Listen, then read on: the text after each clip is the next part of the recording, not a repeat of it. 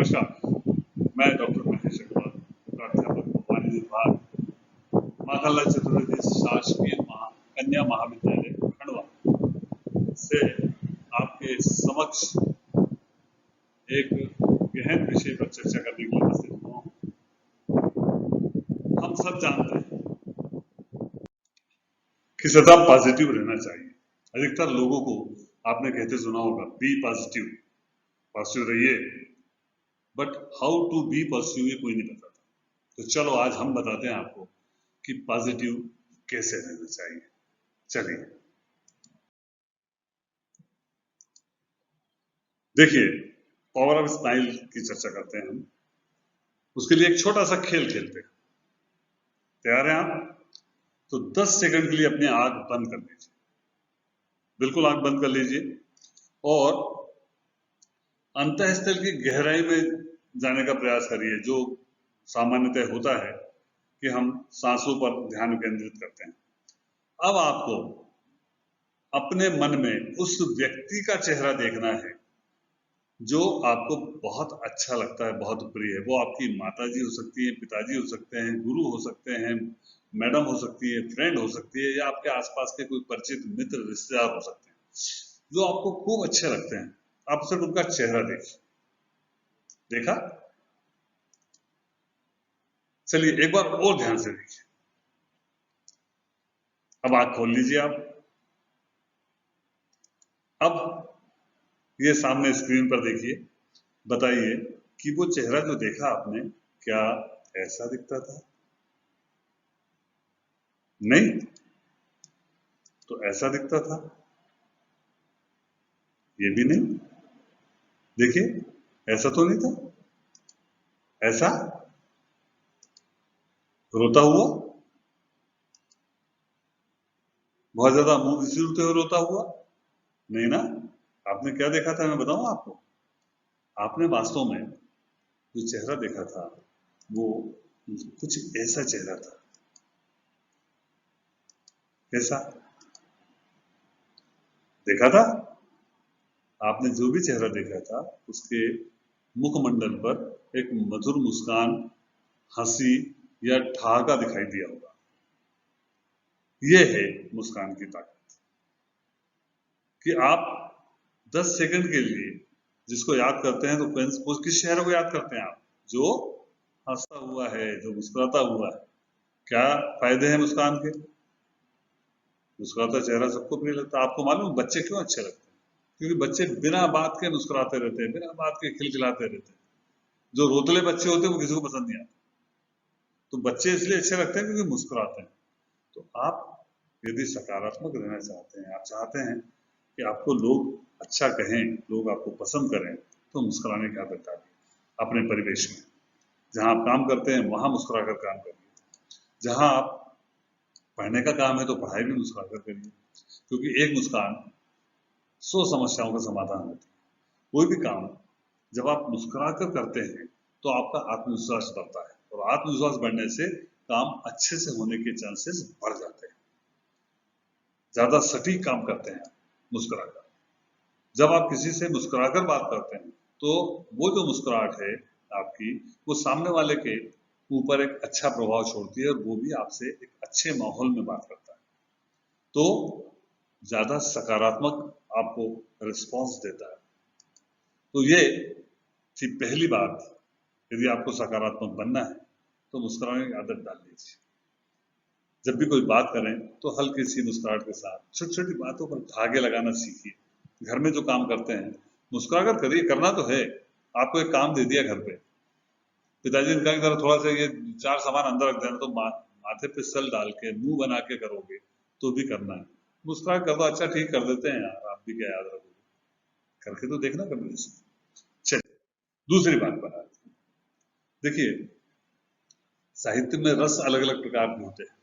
हास्य रस, श्रृंगार रस, रौद्र रस। हाँ? तो वो रसों की बात करते हैं। निंदा रस नहीं होता साहित्य में, लेकिन इसको रस कहा जाता है। रस क्यों कहा जाता है? आप देखिए, निंदा करने में बड़ा मजा आता है। किसी की बुराई करना हो, 4 फ्रेंड्स में से एक चला गया, उसके बारे में शुरू हो जाएंगे, तेरे को मालूम नहीं वो ऐसा है, वो ऐसा है, वो वैसा है। हमको बुराई करने में आनंद मिलता है। क्यों मिलता है आनंद? कभी आपने इस पर सोचा कभी कि आपको किसी की बुराई करने में, किसी की निंदा करने में जो मजा आता है वो किसी की प्रशंसा करने में नहीं आता? क्यों आता है?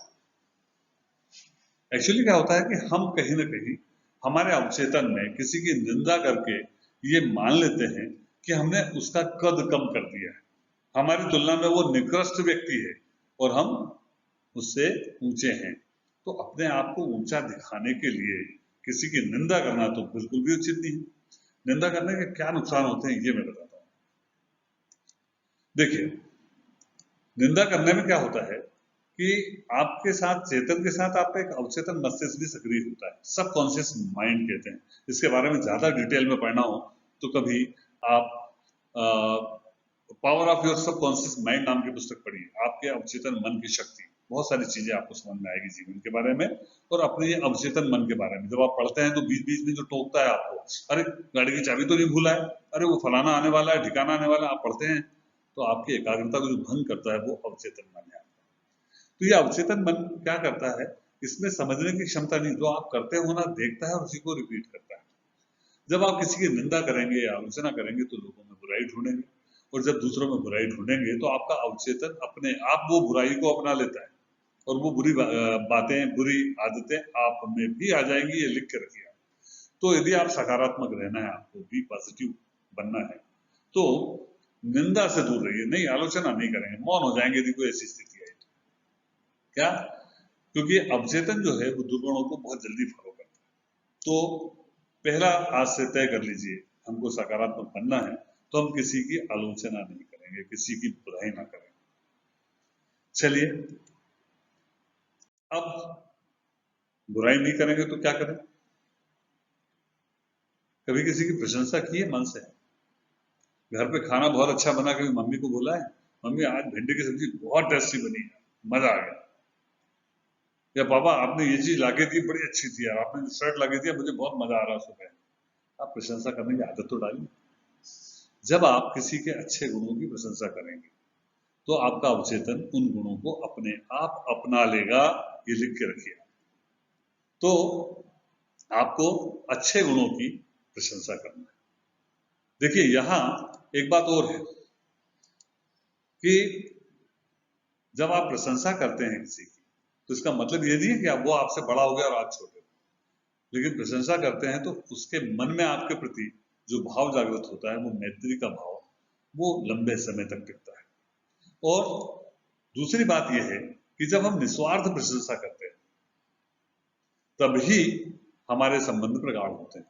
आपको किसी से कोई काम निकालना है और आप उसकी झूठी सच्ची प्रशंसा कर रहे हैं तो वो ये प्रशंसा की श्रेणी में नहीं आता। आप सामान्य में चलते चलते कभी कोई आसपास में किसी का शर्ट बहुत अच्छा लगा तो कभी करके देखिएगा, वो भाई साहब आपका शर्ट बहुत अच्छा लग रहा है। यदि आप बॉयज हैं तो, लड़कियों के लिए नहीं कह रहा हूँ भाई, भाई साहब आपका शर्ट बहुत अच्छा लग रहा है, आपको मुस्कुराहट ही मिलेगी जवाब में, आप भी मुस्कुराइए और निकल जाइए। देखिए, आपको मजा आएगा। जब हम किसी की निस्वार्थ सेवा करते हैं तो हमारा मन बहुत प्रफुल्लित होता है, अंदर से बहुत आनंद की प्राप्ति होती है। वो जो आनंद की प्राप्ति है वो हमको हमारे विल पावर को बढ़ाती है, हमारे आत्मविश्वास को बढ़ाती है, और काम जब हम करते हैं तो वो शक्ति देती है। यहां एक बात याद रखिए, प्रशंसा और चापलूसी में अंतर होता है। जब हम किसी से काम निकालने के लिए ऐसे गुणों की प्रशंसा करते हैं जो उसमें है ही नहीं, झूठी प्रशंसा करते हैं, वो चापलूसी होती है। झूठी प्रशंसा मत करिए, काम हो नहीं हो अलग बात। तो सच है, नहीं बोल सकते सच तो मौन हो जाइए। यदि सच अच्छा नहीं है, आपको लगता है बोलने से बुरा होगा तो मौन हो जाइए, लेकिन झूठी प्रशंसा मत करिए। एक अच्छी प्रशंसा की आदत डालिए, वो अपने साथी की हो, आपके फ्रेंड की अक्षर बहुत अच्छे आते हैं, उसकी दिल खोल के उसके सामने भी और पीठ पीछे भी तारीफ, नहीं वो बहुत बढ़िया लिखता है, कोई बढ़िया खेलता है तो उसकी सब दूर तारीफ करिए। जब आप ये तारीफ करने की आदत डालेंगे ना तो अवचेतन इसको फॉलो करेगा। वो गुण देखिए धीरे धीरे आप में डेवलप होने लगेंगे। आप करके देखिए इसको, ये बहुत सही तरीका है सकारात्मक करने का। चलिए, एक बात होती है, लोग कहते हैं कि सम्मान वही दे सकता है जिसका खुद का कोई सम्मान। विनम्रता का भाव, और विनम्रता का भाव सबसे पहले घर से आता है। आप में से कितने लोगों ने भगवान को देखा है? कोई बता पाएंगे? भगवान किसी ने नहीं देखा, गॉड किसी ने नहीं देखा, अल्लाह को किसी ने नहीं देखा, लेकिन हम सबको एक बात मालूम है कि ये सृष्टि किसने बनाई है, वो अल्लाह भगवान गॉड ने बनाई। अल्लाह भगवान गॉड खुदा कुछ भी नाम से आप बुला लो, मतलब हमको इसमें इस पृथ्वी पे कौन लाया, भगवान लाया, लेकिन वास्तव में तो हमको हमारे बायोलॉजिकल जो मदर फादर है वो लेके आए, लाए। तो हमारे लिए सबसे पहले भगवान कौन है, हमारे माता पिता। तो उठने के बाद करके देखिए, आप प्रणाम करके देखिए, आपके जो भी धर्म में जो तरीका है आपका विश करने का वो करिए, आदाब करिए, गुड मॉर्निंग करिए, प्रणाम करिए, विनम्रता का भाव, झुकना सीखिए, झुक कर करिए।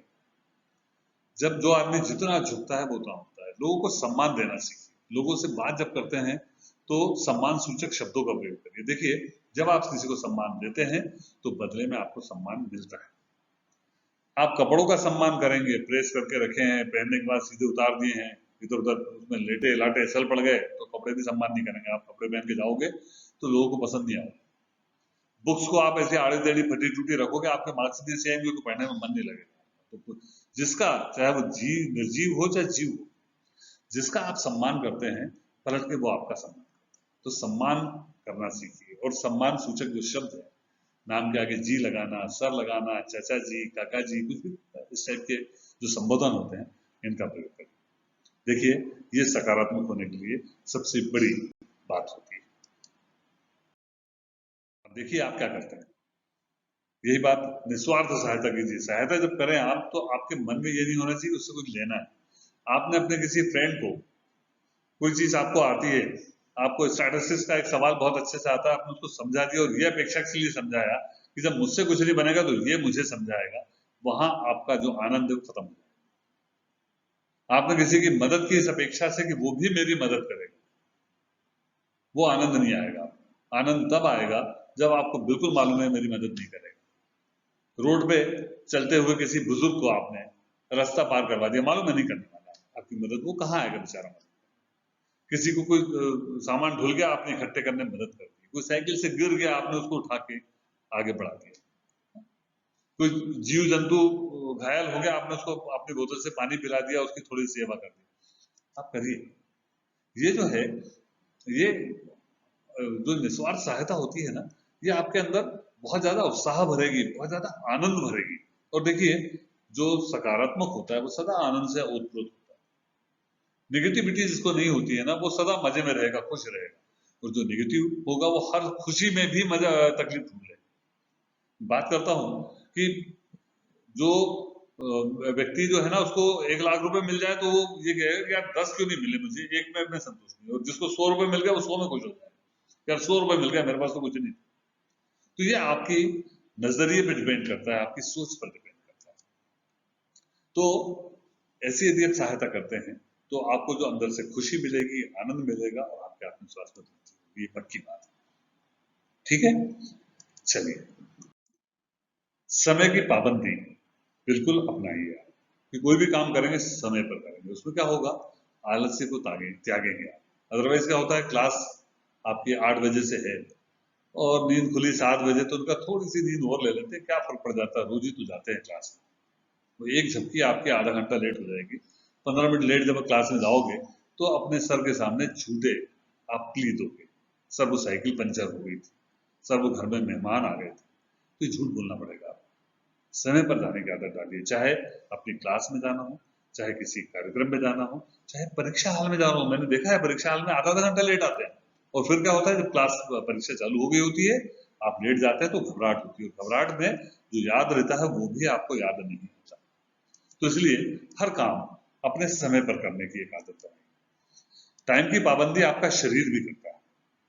आपका शरीर टाइम का बहुत पाबंद है, इसको जैविक घड़ी बोलते हैं। आप आदत डालिए सुबह 6 बजे उठने की, आप 3-4 दिन अलार्म लगाइए, 5वें दिन आपकी 6 बजे ही नींद खुलेगी, ना 5 मिनट पहले ना 5 मिनट बाद।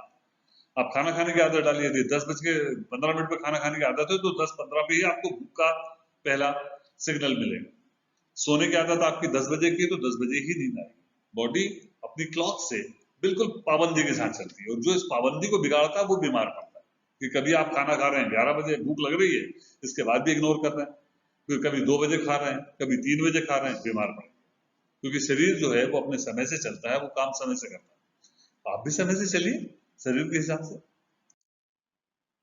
सदा सच बोलिए। देखिए, झूठ बोलने में सबसे बड़ा नुकसान क्या है मालूम है आपको याद रखना पड़ता है किसको क्या बोलना, और वो बड़ा मुश्किल काम होता है। और उसमें फिर जहां आप पकड़े जाते हैं तो आपकी विश्वसनीयता नष्ट हो जाती है। सच बोलने में छोटी मोटी परेशानी झेलना पड़ सकती है, लेकिन बाद में बड़ी सुखी हो जाते हैं। आपको याद नहीं रखना किसको क्या बोला और क्या नहीं। तो कोशिश करिए कि आप सदा सच बोलें। और खुशी जो भी होती है वो छोटी बड़ी नहीं होती है। मैंने जैसे बोला था कि 100 रुपए मिलने पर भी कोई व्यक्ति इतना खुश हो जाता है, और कोई 1 लाख मिलने पर भी। छोटे छोटे जो खुशी के पल मिलते हैं आपको, उसका पूरा आनंद लीजिए, उसको एंजॉय कीजिए। जरा सी कोई अच्छी चीज होगी उसको एंजॉय कीजिए, उसको उसकी खुशियां मनाइए। क्या जरा सी चीज के लिए, जरा सी चीज हुई तो अच्छी है ना, अच्छी हुई तो खुशी मनाएंगे। तो ये खुशी जो है, छोटी छोटी खुशी के आनंद, इसलिए मैं छोड़ी कोई बड़ी चीज आएगी जब सेलिब्रेट करेंगे। छोटी छोटी खुशियों को सेलिब्रेट करना सीखिए। ये खास बात है, भगवान जो भी करते हैं अच्छे के लिए करते हैं। यहां एक बात याद रखिए, जो सकारात्मक सोच होती है, मैं यहां आपको समझाने की कोशिश करता हूं। एक व्यक्ति को एक साइकिल वाले ने टक्कर मार दी। थोड़ा सा उम्रदराज व्यक्ति था। वो उठा, उसने अपने कपड़े झाड़े, कपड़े झाड़ के उसने साइकिल वाले की तरफ देखा, मुस्कुराया और बोले, धन्यवाद भाई साहब। साइकिल वाले को बड़ा आश्चर्य हुआ, धन्यवाद भाई साहब, मैंने साइकिल टक्कर मारी, तुम तो गाली बकना था, गुस्सा करना था। बोले, धन्यवाद किस बात का? बोले, धन्यवाद इस बात का कि आप ट्रक नहीं चला रहे थे। तो ये सकारात्मक सोच है। आप ट्रक चलाते होते तो मैं अभी चपटा होता रोड पे, तो मैं तो बच गया, इसके लिए भगवान से धन्यवाद। जब आप किसी से लड़ने का मन करे तो कभी सोचिएगा, भगवान ऊपर से आके सीधे आपको ना तो कोई पुण्य काम के लिए पारितोषिक देते हैं, ना बुरे काम के लिए दंड देते हैं। वो क्या करेंगे? सामने वाले के मन में आपके प्रति एक भाव डाल दिया, उसने आपसे लड़ लिया। अब कभी आप ऐसा सोच लो, ये तो भगवान ने किया है और भगवान ने इसके मन में डाला है, तो उसके प्रति आपकी जो नफरत है, जो बैर है, जो गुस्सा है, वो खत्म हो जाए। जब भी आपको ऐसा लगता है कि यार ये मेरे साथ बहुत गलत हुआ, तो मैं आपको बता दूं कि हो सकता है ईश्वर ने आपने उससे अच्छी चीज सोच रखी। आप बैंक के एग्जाम में कोई लड़का फेल हो गया, बड़ा दुखी हुआ कि मैंने इतनी मेहनत की थी, फेल हो गया। अगले साल उसने पीएससी की एग्जाम दी, पीएससी के लिए तैयारी की और पीएससी में सिलेक्ट होकर डिप्टी कलेक्टर हो। तो भगवान चाहते थे कि वो डिप्टी कलेक्टर बने, इसलिए उसको बैंक में नहीं आती। तो कभी ऐसा सोचिए कि जो भी हो रहा है ईश्वर हमारा अच्छा सोचता है। जब हम जो सोचते हैं वो हो जाए तो ये ईश्वर की कृपा है, और हम जो सोचते हैं वो नहीं हो तो ये ईश्वर की इच्छा है। वो शायद हमारे लिए और अच्छा सोच रहे हैं। तो सदा ये भाव मन में पालें, कभी भी गिव अप नहीं करें, हिम्मत ना हारें। मैं अंत में आपको एक छोटा सा वीडियो दिखाना चाहता हूं इसका, देखिए।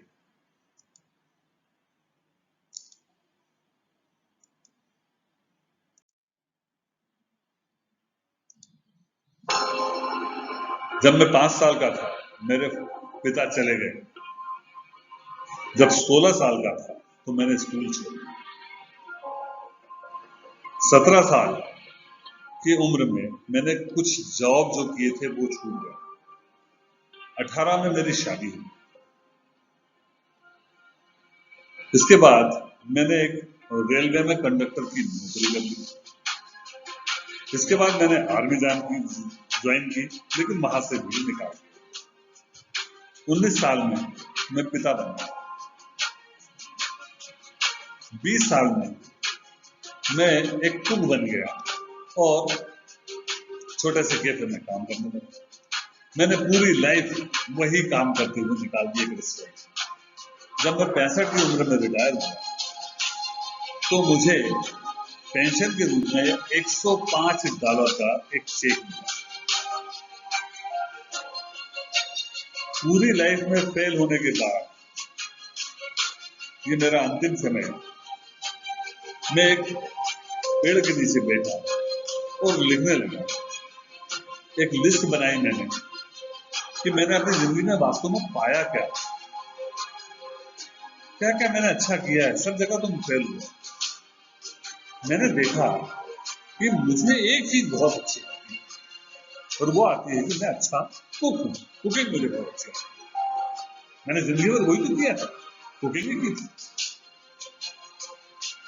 पूरी जिंदगी भर मैंने कुछ किया, तब विचार आया कि मैं अपनी लाइफ को एक चांस तो और दूं। मैंने कुछ पैसे उधार लिए,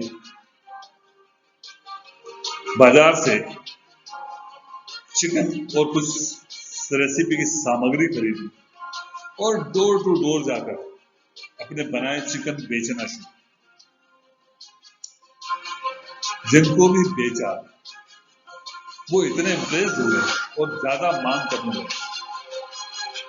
धीरे धीरे मैंने अपनी फास्ट फूड की चेन का बिजनेस डेवलप किया और आज मुझे KFC के नाम से जाना जाता है। मैं हूँ कर्नल हैरोल्ड सैंडर्स, जो 65 के बाद करोड़पति बना।